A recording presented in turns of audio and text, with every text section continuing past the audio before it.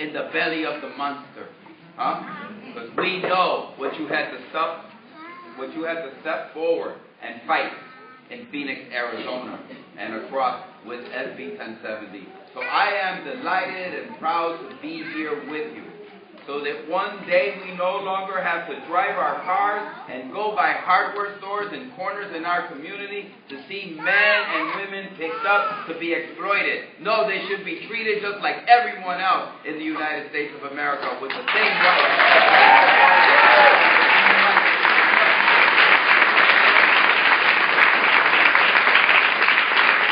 So I think that this petition is exactly the right way to go at this particular moment. Since there is no right to return and to petition for your loved ones, the best course, seems to me, is to stop the deportations now, so we have no more fractured and broken families today.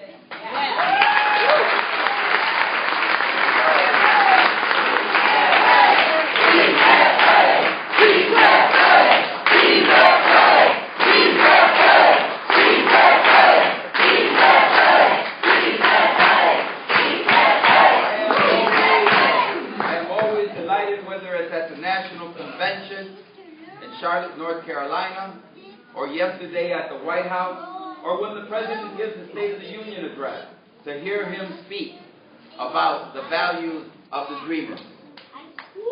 But you know something? Let's have a real day for them. They also have parents. Parents, while they are receiving deferred action, their parents are still under the threat of deportation. It's time, Mr. President, to understand. As you said so eloquently, you said to us, I signed that deferred action because I saw in these young people the same values that my wife and I inculcate in our own daughter. And I say to you, Mr. President, then save the parents that have inculcated those wonderful values.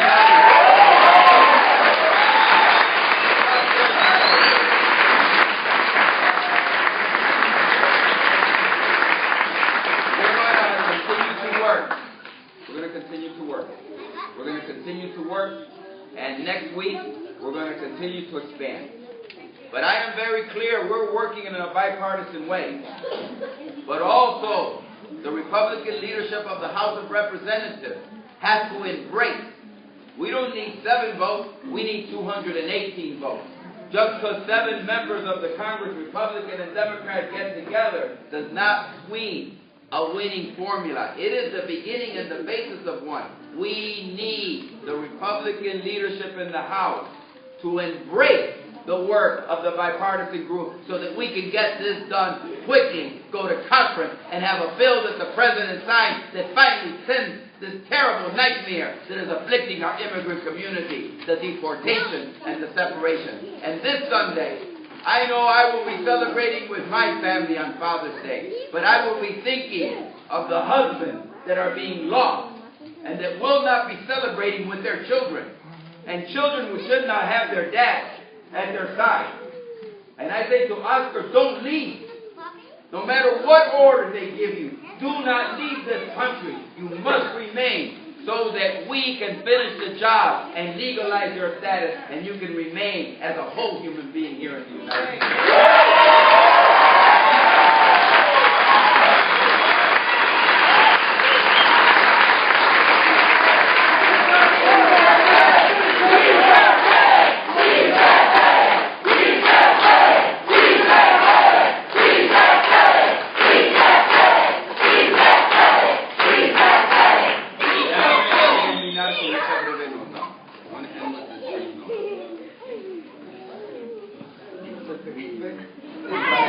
Estamos peleando, ¿verdad? Dame bregar con este breve note. Oh my God, oh my God. Los miembros del Congreso, cuando se van de sus casas y se despiden de sus esposas, y se despiden de sus esposos, y se despiden de sus niños, saben una cosa, que ellos van a regresar a los hombros, a los besos y al amor de sus hijos y de sus esposas y esposos. Y nosotros no podemos descansar como legisladores hasta que todos los inmigrantes no tengan el mismo derecho a la felicidad y a la santidad que tienen nuestras familias.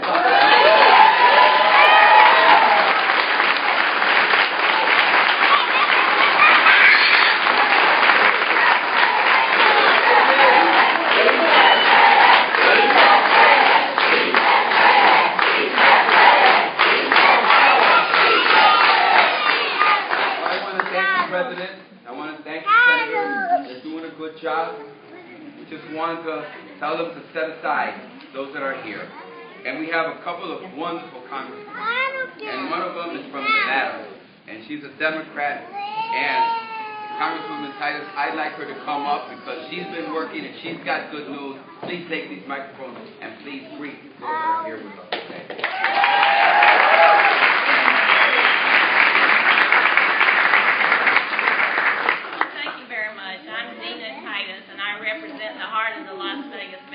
Thank you all for being here today, and thank you for sharing those stories. What courage it takes to come forward and tell a story like that. Would you give them another round of applause?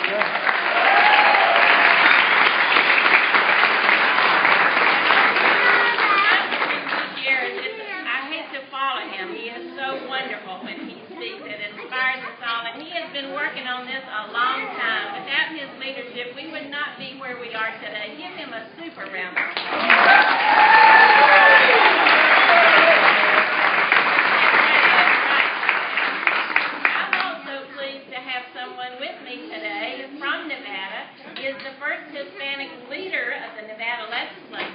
The majority leader of the state senate, Moises Dennis, with his son Dylan.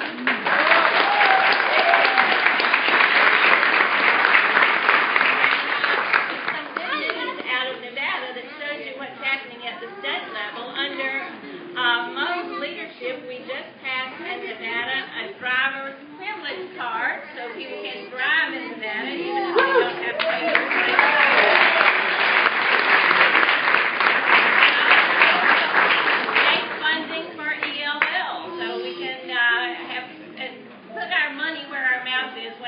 Education. So thank you for your leadership. You know, in Nevada, in my district, we do a lot of work with deferred action. A lot of students, we help them with their papers and also with immigration. And there's a story of Martin Martinez, who was in our district, picked up, left his family, they came to us, asked us for our help. It took us 15 days, but we got Martin back and reunited with his family. And his is a story of courage and perseverance and real love for his family and their love for him. And his is just one story, and that's a successful one. But in the meantime, as you heard, 1,000 people deported every day as we move towards immigration reform. Good things are happening in the state, but we need to do it at the federal level, and we need to do it sooner rather than later. But in the meantime, we shouldn't be sending back the very people that we're trying to help and keep in this country through immigration reform. We want not just to have those wonderful students, the dreamers here, we want their mamas and daddies to stay here too. So, Mr. President, open up that program and let our families stay here so they can contribute to our community, to our society, and to the betterment of this country. So I am there. We are working hard. Thank you for all your support.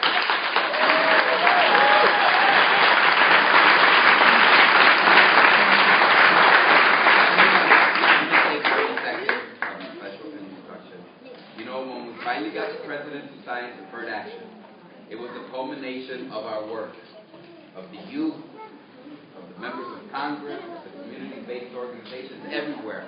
We kept saying he could do it, and he finally signed that deferred action. But I want to tell you just something really quick.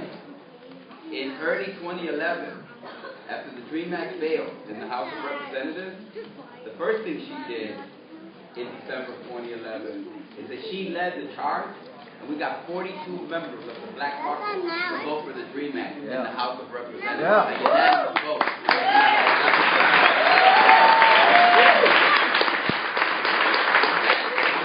That was acceptable in and of itself. That was exceptional. But when we started organizing a national tour, we were going to have a press conference. They called her up the day before the press conference and said, don't you go joining Jan Schakowsky and Luis Gutierrez and those others. They called her from the White House. Said, we don't want you to join in their press. Not only did she join us the next day at the press conference, she organized an event back in New York City, one of the best events we've organized to stop the deportation. She is no newcomer to this movement. She has been doing a lot. Yvette Clark.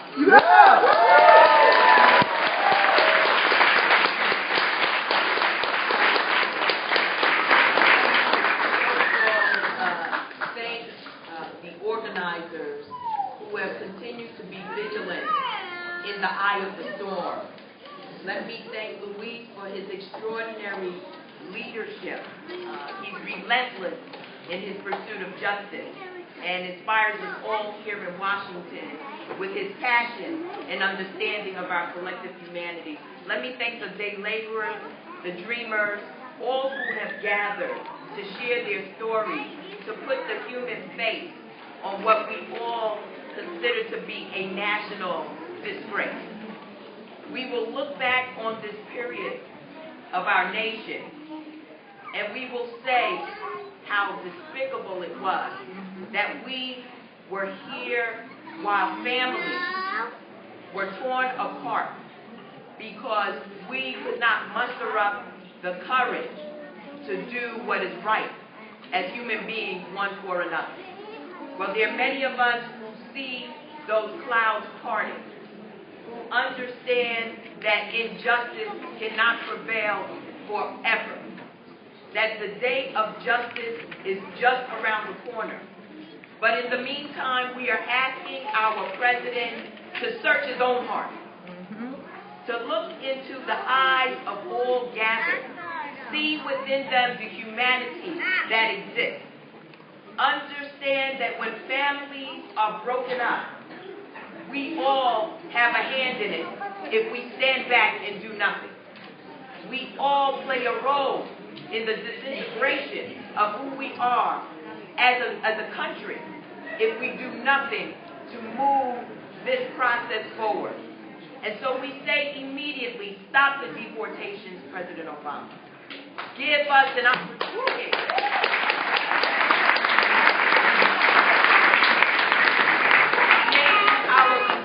As communities, give us an opportunity to pass comprehensive immigration reform. Make it so that we are whole once again. That authority rests with you, President Obama. Let me close by saying this. All of you have kept the faith through all of this turmoil. We are grateful to you. We know that so much has been sacrificed, that so much has been wrenching your heart as you do what you can to maintain community and to add value to our civil society. We are grateful to you. Without your presence here, our nation would not be the productive nation that it is. We never say thank you to all of you who have sacrificed, who have left your homes, what is most familiar to you, to start anew and to add value to the growth and development of our civil society.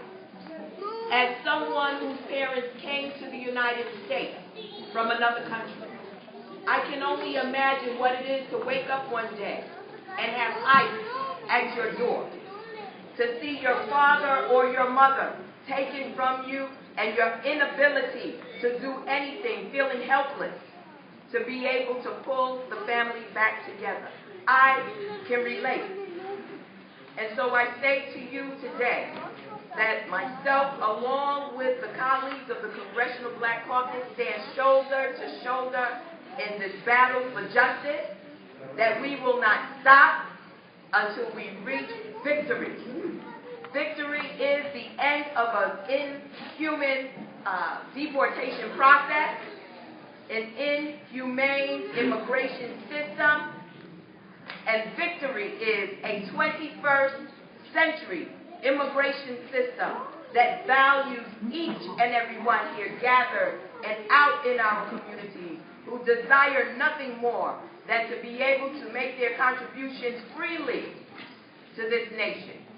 To each and every one, we see you at the victory line. Thank you.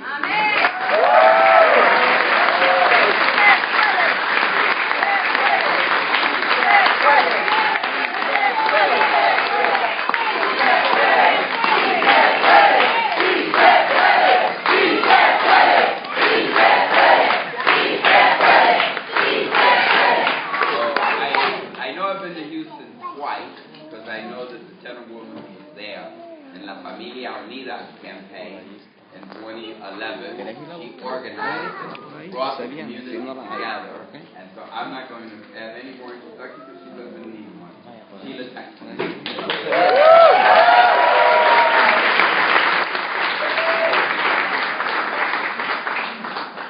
I love you. I'm going to talk about you. Can you stand up and give me a hug?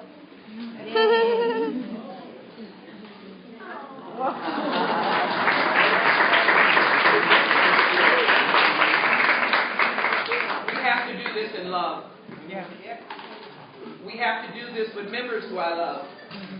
I know members have spoken, and I want to thank them. I want to thank Congresswoman Clark. I want to thank my colleague, my friend,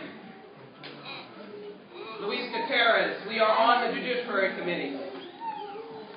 Next week, Luis, we will be in battle again on that committee. And I want to take all of this with me. Would you come stand closer, please? Would you come? I want to take all of this with me. Because I asked the question, Congressman, if you don't understand love and familia, then how can you understand what we are saying today? I had a congressperson by the name of Mickey Leland. He laid the groundwork for my heart. He taught us well. Mi casa es tu casa. My house is your house. We are all in this together.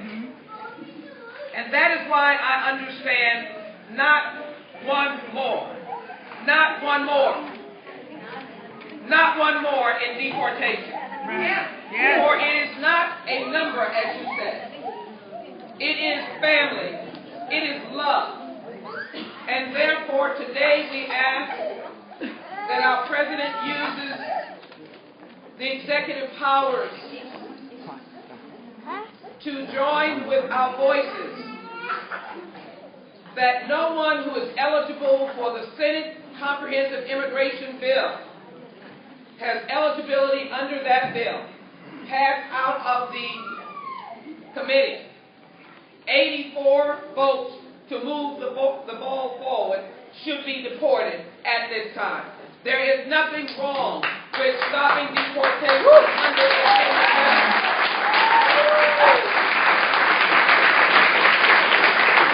None of us here are speaking about contravening the law. None of us are talking about undermining the law. None of us are ignoring the law.